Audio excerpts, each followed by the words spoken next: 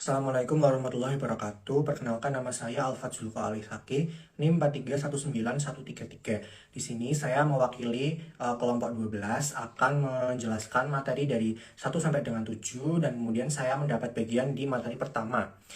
Baik, langsung saja pada materi pertama, saya akan menjelaskan mengenai pengertian ilmu tasawuf dan ruang lingkup kajiannya. Apa sih ilmu tasawuf itu? Ilmu tasawuf adalah suatu usaha dan upaya dalam rangka mensucikan diri atau tazkiyatun nafs dengan cara menjauhkan dari pengaruh kehidupan dunia yang menyebabkan lalai dari Allah Subhanahu wa taala untuk kemudian memusatkan perhatiannya hanya ditujukan kepada Allah Subhanahu wa taala. Baik, untuk ruang lingkup ilmu tasawuf dan kajiannya yang ada tiga. Yang pertama, objek kajian tasawuf. Itu yang pertama ada as-sodr, yang kedua ada al-qalb, yang ketiga ada al-fuad, dan yang keempat ada al-lub. Lalu yang kedua, ada sumber ajaran tasawuf. Yang pertama itu ada unsur Islam, itu bersumber dari Al-Quran dan Hadis. Yang kedua unsur non-Islam, itu yang bersumber dari Nasrani, Yunani, Hindu, Buddha, dan lain sebagainya. Lalu yang ketiga ada fungsi tasawuf. Fungsi tasawuf yang pertama, tasawuf dapat membentengi diri dari segala penyakit hati. Yang kedua, tasawuf berfungsi aktif dan positif. Lalu yang ketiga, tasawuf itu menentukan sikap ruhaniyah manusia dan mengangkatnya dari derajat yang paling rendah atau hina. Baik, selanjutnya ada manfaat dari mempelajari ilmu tasawuf. Itu yang pertama ada berupaya menyelamatkan diri dari akidah-akidah syirik dan batil. Yang kedua, ada melepaskan diri atau tahali dari penyakit-penyakit kalbu. Yang ketiga, ada mengisi diri atau tahali dengan akhlak Islam yang mulia. Yang keempat, ada menggapai derajat ihsan dalam ibadah. Yang kelima, ada menstabilkan akidah persahabatan ketuhanan. Yang keenam, ada menggapai ketuhanan iman yang dahulu pernah dimiliki oleh para sahabat. Demikian penjelasan materi pertama dari kelompok kami. Selanjutnya akan dijelaskan oleh rekan saya. Kenalkan, saya Indah Ayu Hayana Cut Acelian. Di sini saya akan menjelaskan materi dari tentang sejarah dan latar belakang munculnya ilmu tasawuf serta perkembangannya. Langsung saja latar belakang ilmu tasawuf. Tasawuf merupakan salah satu cabang ilmu keislaman yang lebih menekankan pada dimensi atau aspek spiritual dalam Islam. Tasawuf adalah ilmu yang mulia karena berkaitan dengan ma'rifah kepada Allah Ta'ala dan mahabbah kepadanya. Dan tasawuf adalah ilmu yang paling utama secara mutlak. Selanjutnya, sejarah munculnya ilmu tasawuf. Secara garis besar, kehidupan kerohanian dalam Islam terbagi menjadi dua, yaitu zuhud dan tasawuf. Menurut Ibnu Al-Jauzi dan Ibnu Khaldun, sejarah pertumbuhan dan perkembangan tasawuf dalam Islam, menurut para peneliti, sesungguhnya sama dengan pertumbuhan dan perkembangan Islam sebagai agama. Baik, selanjutnya sejarah perkembangan ilmu tasawuf. Yang pertama pada masa pembentukan, yaitu abad pertama dan kedua Hijriah. Dan yang kedua pada masa pengembangan, abad ketiga dan keempat Hijriah. Dan yang ketiga pada masa konsolidasi, abad kelima Hijriah.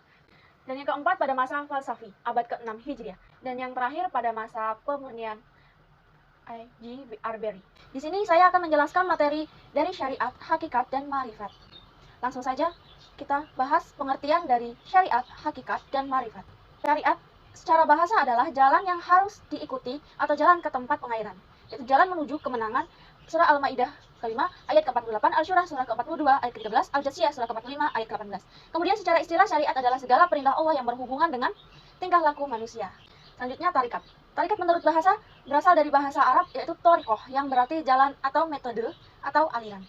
Tarekat merupakan sebuah jalan yang ditempuh oleh para sufi. Selanjutnya hakikat. Hakikat dikatakan bahwa kata hakikat atau hokikoh seakar dengan kata al-haq, yaitu reality absolut yang dalam bahasa Indonesia diartikan sebagai kebenaran. Selanjutnya makrifat. Dari segi etimologi, marifah berarti pengetahuan atau pengenalan, sedangkan dalam istilah sufi, marifah itu diartikan sebagai pengetahuan mengenai Allah Subhanahu wa taala melalui hati atau qalbi.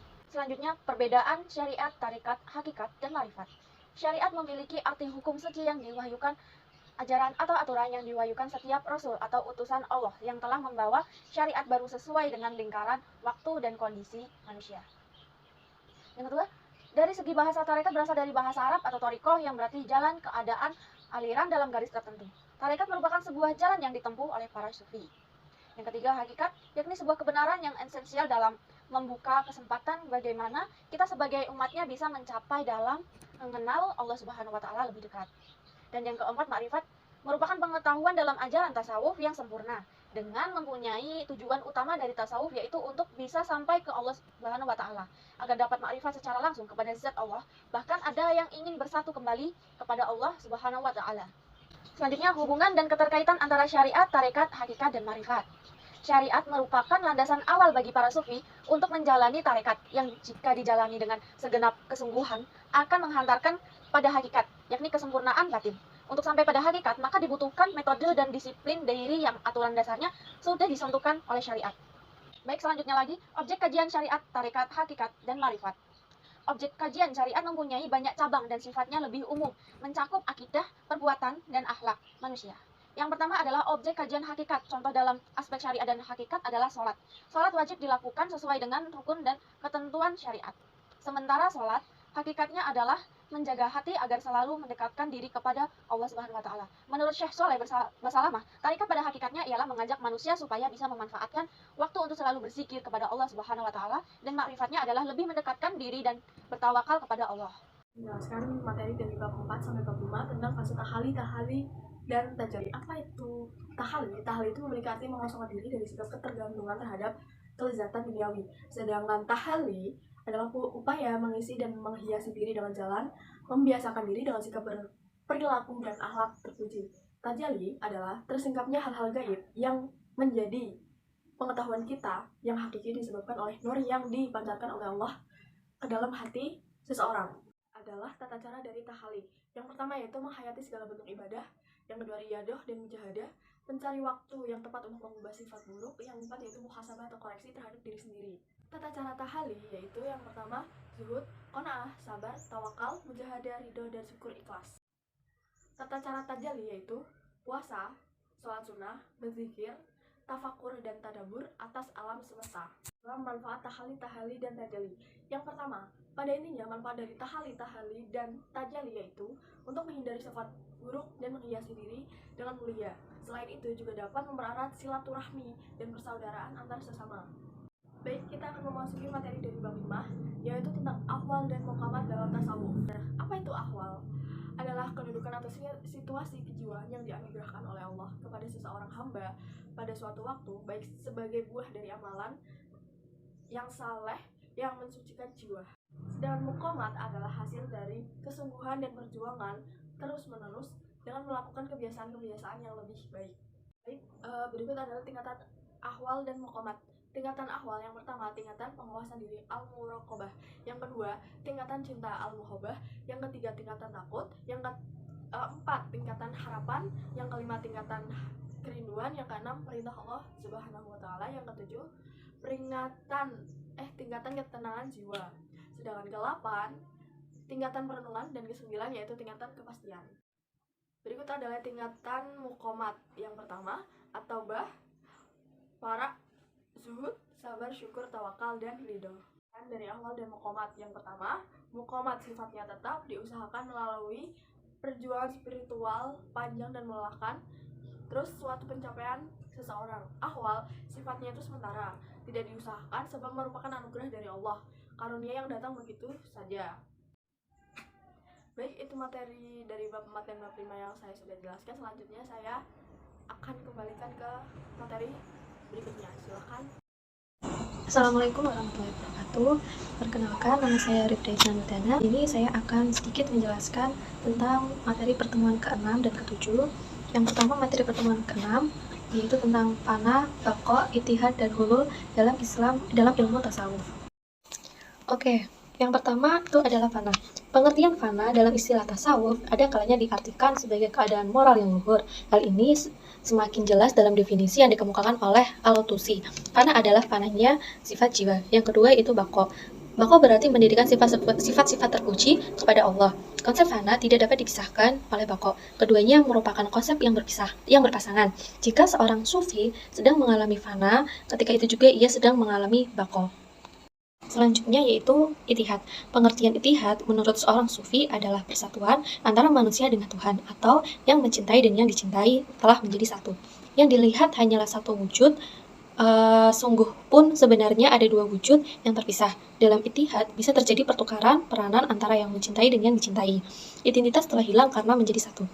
Yang selanjutnya itu hulu. Pengertian hulu itu menurut keterangan Abu Nasr al-Tusi dalam Al-Luna sebagai dikutip Harum Nasution adalah paham yang mengatakan bahwa Tuhan memilih tubuh manusia tertentu untuk mengambil tempat di dalamnya setelah kemanusiaan dalam tubuh itu dilenyapkan. Selanjutnya di sini yaitu pandangan Al-Quran terhadap Al-Fana, Al-Baqa, Al-Hulu, dan Al-Ittihad. Fana dan Baqa merupakan jalan menuju Tuhan. Hal ini sejalan dengan firman Allah dalam surat Al-Kahfi ayat 110. Paham Ittihad dan Hulu ini juga dapat dipahami dari keadaan ketika Nabi Musa ingin melihat Allah. Musa berkata, "Ya Tuhan, bagaimana supaya aku sampai kepadamu?" Tuhan berfirman, "Tinggallah dirimu atau lenyapkanlah dirimu, baru kamu kemari bersatu." Ayat tersebut memberi petunjuk bahwa Allah SWT telah memberi peluang kepada manusia untuk bersatu dengan Tuhan secara rohaniyah atau batiniyah, yang caranya antara lain dengan beramal soleh dan beribadat semata-mata karena Allah, menghilangkan sifat-sifat dan akhlak buruk atau fana, yaitu meninggalkan dosa dan maksiat, dan kemudian menghiasi diri dengan sifat-sifat Allah. Tokoh pengembangan Al-Fana, Al-Baqa, Al-Ittihad, dan Al-Hulu. Tokoh sufi fana dan baqa dalam tasawuf yang dipandang sebagai tokoh sufi pertama yang memunculkan persoalan fana dan baqa adalah Abu Yazid Al-Bustami yang lahir pada tahun 874 Masehi. Nama kecilnya adalah Taifur. Abu Yazid Al-Bustami merupakan salah satu tokoh sufi yang telah melewati ma'rifat. Dia pun telah mencapai fana dan baqa, kemudian Ittihad bersatu dengan Tuhan. Selanjutnya tokoh sufi Ittihad. Sebagai penyebar dan pembawa ajaran Ittihad dalam tasawuf adalah Abu Yazid Al-Bustami. Ia lahir di Bistan, Persia pada tahun 874 Masehi dan meninggal pada usia 73 tahun. Ibunya juga merupakan seorang zahid dan Abu Yazid sangat patuh kepadanya. Abu Yazid setelah mengetahui proses pendekatan diri kepada Allah melalui fana, ia meninggalkan dirinya ke hadirat Tuhan. Keberadaan ia dapat dilihat berada dekat atau belum pada Tuhan melalui syatahat yang diucapkan. Selanjutnya tokoh sufi Hulul. Paham hulul diajarkan oleh Husain ibnu Mansur al-Hajjaj. Ia lahir pada tahun 244 Masehi di Baidah, Persia. Dia tinggal sampai dewasa di Wasit dekat Baghdad, dan dalam usia 16 tahun dia telah pergi belajar pada seorang sufi yang terbesar dan terkenal bernama Sahl bin Abdullah al-Tustur di negeri Ahwas. Dalam pertemuan ketujuh di sini yaitu menjelaskan mahabbah, raja, dan khauf. Mahabbah, pengertian mahabbah di sini itu berasal dari kata ahaba yahibu mahabbatan, yang berarti mencintai secara mendalam. Mahabbah pada tingkatan selanjutnya dapat diartikan suatu usaha sungguh-sungguh dari seseorang untuk mencapai tingkat rohaninya tertinggi dengan terwujudnya kecintaan yang mendalam kepada Allah. Khauf, pengertian khauf dalam pandangan Al-Ghazali al-Khauf itu adalah ungkapan derita hati dan kegelisahan yang disebabkan terjadinya sesuatu yang dibenci Tuhan, yang mungkin terjadi pada seseorang di masa yang akan datang. Bagi orang yang dekat kepada Allah dan memiliki kebenaran atau al-haq dalam hatinya, pada waktu yang bersamaan ia menyaksikan musyahid keindahan kebenaran selamanya tanpa harus menoleh ke masa mendatang. Selanjutnya di sini raja. Pengertian raja secara etimologis itu berarti mengharap sesuatu atau tidak putus asa. Hal ini sesuai dengan firman Allah SWT. Menurut istilah, raja berarti berharap untuk memperoleh rahmat dan karunia Allah SWT. Selanjutnya di sini itu manfaat dari mahabbah, raja, dan khauf. Manfaat mahabbah itu salah satu manfaat memiliki rasa cinta atau mahabbah adalah dapat menolong kita ketika di akhirat kelak. Yang kedua, manfaat khauf. Keharusan seseorang memiliki rasa takut didasarkan atas dua hal. Pertama, agar terhindar dari kemaksiatan, sebab nafsu yang senantiasa mengajak berbuat jahat itu cenderung melakukan hal yang tidak baik. Kedua, yaitu agar tidak membanggakan amal solehnya atau ujub. Yang terakhir yaitu manfaat roja. Keharusan memiliki rasa roja juga dikarenakan dua hal, yaitu pertama, agar bersemangat melakukan ketaatan, sebab berbuat baik itu berat dan syaitan selalu mencegahnya. Baik, sekian penjelasan materi dari kami, ringkasan materi di pertemuan pertama hingga pertemuan ke-7. Wassalamualaikum warahmatullahi wabarakatuh.